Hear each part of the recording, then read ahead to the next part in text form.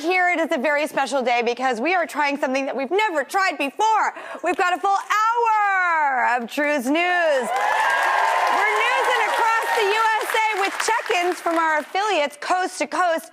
And wait until you see who's coming to the table. Let's do this.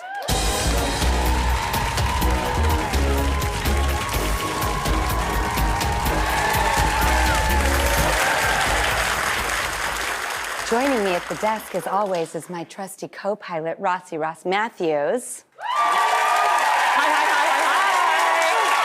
Oh, my God. OMG. What a day. And the team from CBS Mornings, Gayle King, Tony Dokoupil, and Nate Burleson.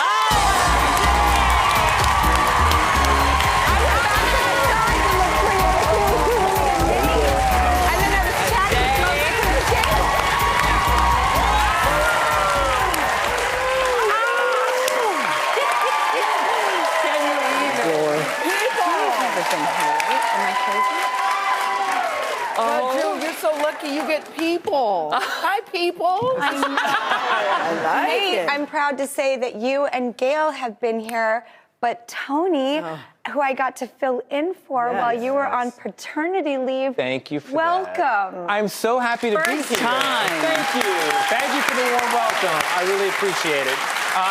The babysitting offer is still available if you'd like to come by anytime and take the kids. I can't tell you what an honor it was for me to get to fill in for you for 2 days when you were on paternity leave. Like, I felt like I had arrived in my life. I kept bragging to my kids. Like it too. It was just so incredible. All right, well, let's get to some headlines. do it. First up, we got to start with the woman who's always the #1 headline in my heart, Oprah Winfrey. Oh, you got Oprah. Okay, good.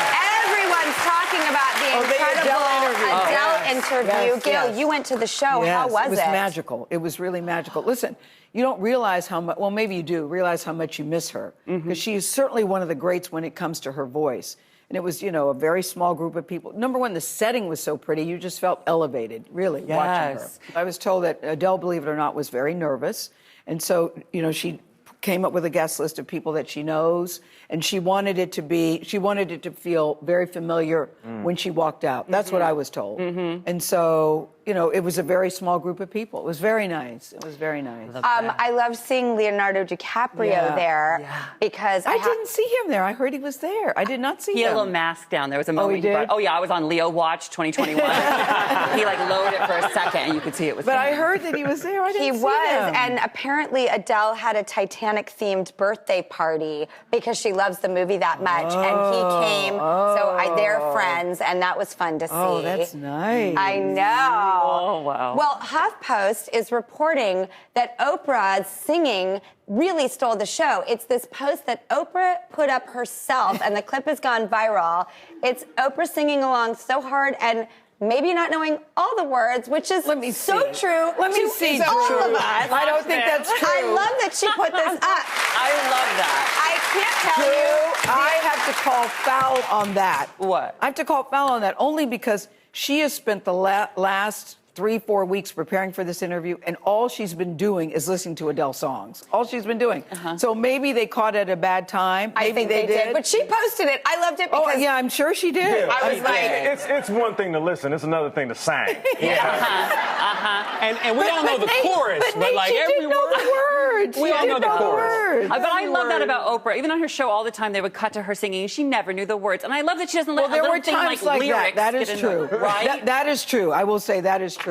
Yes. Because she's not a big music person, to be, perfectly honest with you. But with Adele, she had been listening to all of the music. But I hear you, Nate. She's been listening to all of the music. She was ready. I've done that every day of my life. I'll go in for the big and be like,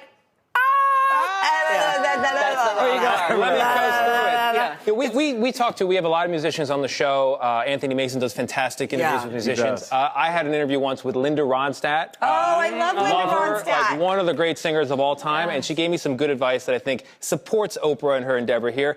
Don't leave singing to the professionals. Yeah. We should all belt it out from time to time. Did she say that? Whether you know the words or not. Or not? Yeah. Yeah, that's what she said, that. yeah. I Can like I ask that. you, have you ever been to karaoke with Oprah? She's not a karaoke girl. I'm telling you, it's just... Can you imagine? It's not, honest to God, it's not her But thing. you guys have taken road trips. Yes, we have. So who sings Nate, during the road trip? Nate, that's a really good point. To the point that Nate is making, we've done road trips. She can ride in the car. Who does this? With no music. I can't With even no imagine. music.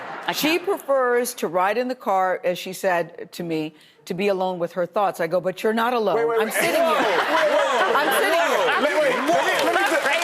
That's what she said to me. Let me dive into this, Gayle. I want to bite of this too. That is what she said to me. So, Gayle, I've been working with you for a little bit. Yes, and you know I love music. You. And I know you love to sing. And you know I can't sing. And I know you can't sing. That's where you're going. So do you think maybe Oprah said that because she don't like your singing? No. Any chance? All right, well, everybody is buzzing about the new Princess Diana movie called Spencer. And there's one scene in the movie that seems to be shocking everybody. It's almost too hard to believe.